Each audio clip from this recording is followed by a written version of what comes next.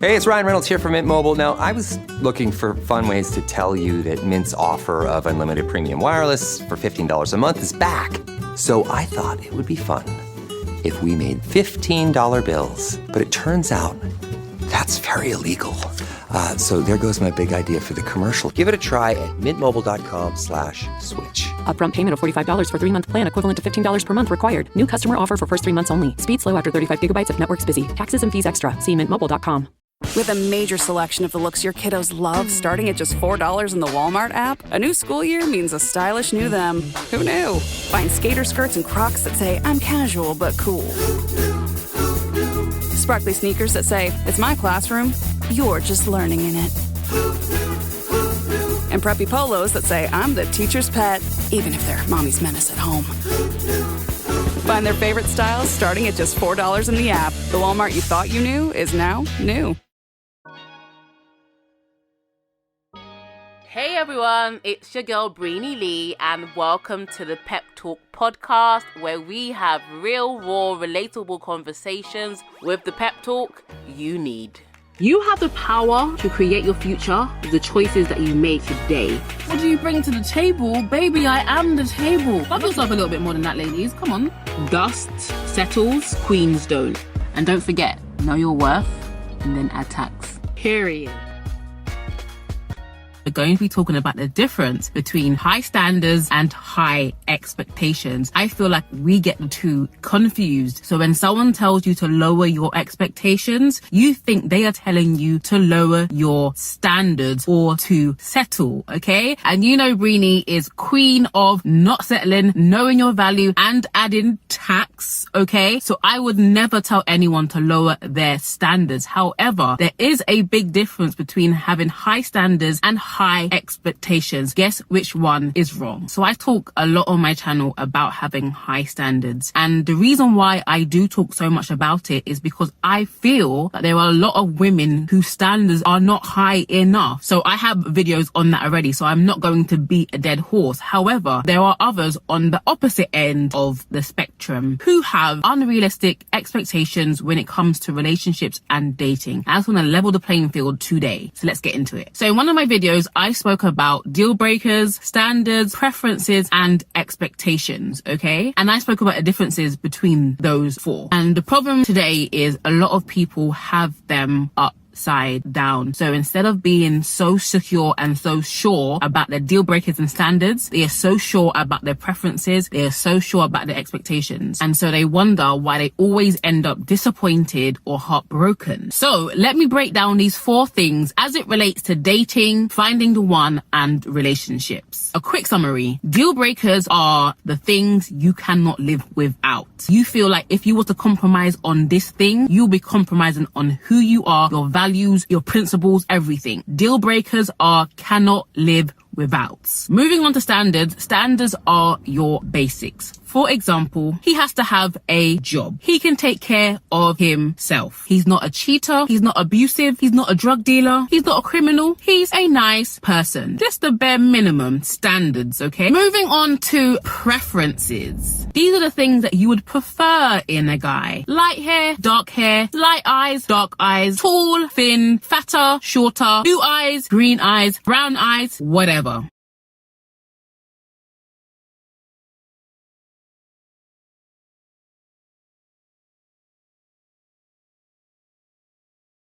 These are the would be nice to have. Then lastly, we are moving on to expectations, okay? And these could be anything. These are things we expect a man to be, do, and have. For example, he needs to be earning over a certain amount. He needs to drive a particular car. He needs to be Prince Charming and come and sweep me off my feet so I never have to work again in my life. He has to be super romantic, like the movies. He has to shower me with gifts, like the girls on Instagram. And he has to have the ability to transform my life. Those are all expectations. So let's take a deeper dive into all of these 4. Wanting a guy that has a job, is financially stable, can take care of himself is not unrealistic. Do not budge on these things. Likewise, wanting a guy that shares the same faith as you, shares the same morals as you, shares the same principles as you, is kind-hearted, is not an abusive, cheating, drunk, drughead, or a criminal, is not unrealistic. Likewise, wanting a guy that presents himself well, has good hygiene, can put clothes together to suit his body type, has good teeth, clean hair, is not unrealistic. And that is not the problem. The problem is some women want a guy that is 6 foot with a 6-pack, earning 6 figures, 666. These guys want Lucifer, okay? You are looking for perfection that does not exist. And if they do exist, there's a very slim chance that that person would actually be a good person, let alone meet your deal breakers and standards. And let's be realistic. If that 10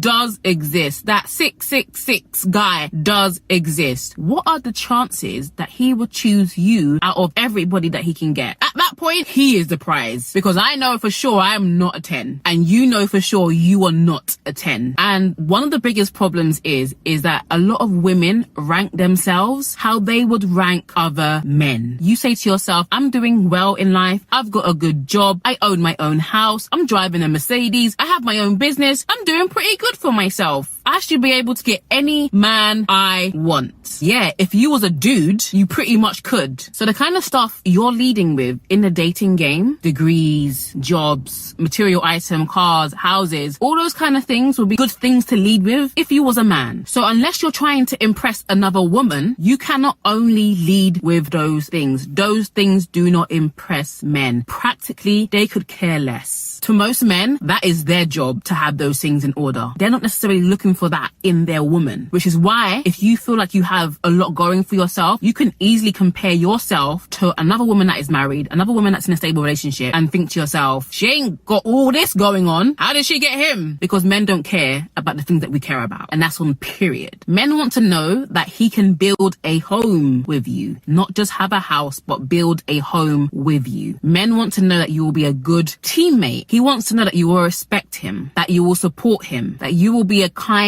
and loving wife and mother. These are the things that men care about. Lead with those qualities. And I'm not saying hide the fact that you've got these things going on, but like I said in one of my videos, do not lead with those things. Yes, I'm a YouTuber, but that's not who I am. Who I am is a kind, loving, sweet, young woman that is ready to love, care, and support her man. That sounds better to a man than, oh yeah, I'm a YouTuber, I've got this many subscribers. You don't care?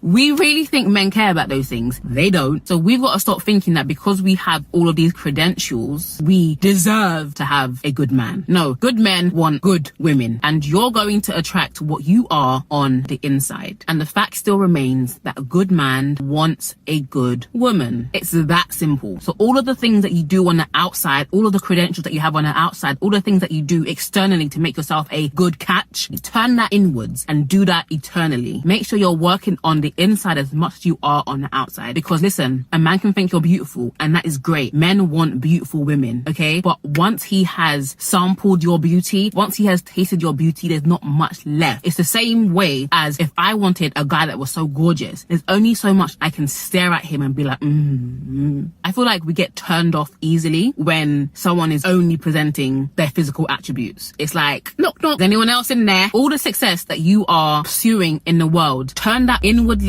and become the person that you would want to live with. So should you compromise your standards? No. Should you compromise your deal breakers? Hell no. Should you compromise your preferences? Yes. Should you compromise your expectations? Hell yeah. Speaking personally, from what I've experienced and from what I've seen, I will trade a guy who is a 10 in the face for a guy that is average looking, that is kind-hearted and loving and caring any day. I'll trade a guy that is making 6-7 figures, who is stressed out, suicidal most of the time, for a guy that has a steady job and loves what he's doing and he is faithful to his job. I'll trade a guy that is 6 foot with a 6-pack for a guy that takes care of himself, eats healthily, works out regularly, is pursuing a six-pack, but may not have the six-pack right now. But I hear some of you saying, but why do we have to choose? Why can't we have it all? Why should I settle? And if that is your attitude, I will say to you, keep living, keep dating, and life will show you what's really important. Life will show you it's actually not about settling, but really adjusting your expectations to something that is realistic. Getting your heads out of the clouds, turning off that Disney movie, shutting down social media, deleting your Pinterest if you must, and actually really live. Actually really date as though you were blind. Ask yourself this question: if the whole world was blind, what kind of man would I need by my side to guide me through life? What kind of guy would I need to bring me joy? Like, there's nothing better than being with someone who makes you laugh. When I watch like old couples and they give advice and they're like, what is your advice for a long, healthy marriage? A lot of them say, we laugh a lot. Let me just say, I'm not saying you can't have a guy that is good looking, 6 figures, whatever, and you could still have that all. But to be honest, those people are dime a dozen, right? And if you're an average person, you're gonna need an average man. And I consider myself to be an average person. No, I'm joking. Hell no. I'm above average. I gotta be honest, okay? But if I'm above average, I'm gonna need someone that's above average too. We need to start dating on level that we are on and start being realistic about the level that we're on. Like I said, just because you have the great job, the great car, the great house, all this kind of stuff that you would get wet for if it wasn't another man, those things don't necessarily make you a good person, nor does it make you a person that a man would want to be with. How are you on the inside? How will you positively affect his life? So I hope you guys can understand the difference between having deal breakers, standards, expectations, and preferences. And this is the thing, I'm not saying settle on someone that you're not attracted to, but the idea of Prince Charming, of perfection, does not exist. Why? Because you're not perfect. You don't even like your ears, you don't like your nose, you don't like your teeth, you don't like your size, you don't like your height. So why are we expecting perfection in someone else? And I think the reason why we do that is because we know we're deficient in that. A lot of times we're looking for perfection in others because there's no perfection in us, or we don't believe that there's any perfection in us. So we're actually looking for someone to compensate for what we lack. And you can't date like that. You got to date your equal. Well, thank you for listening to this episode of the Pep Talk podcast. It would mean so much to me if you can leave a review, rate this episode, and I will see you in the next one. Stay fabulous, ladies.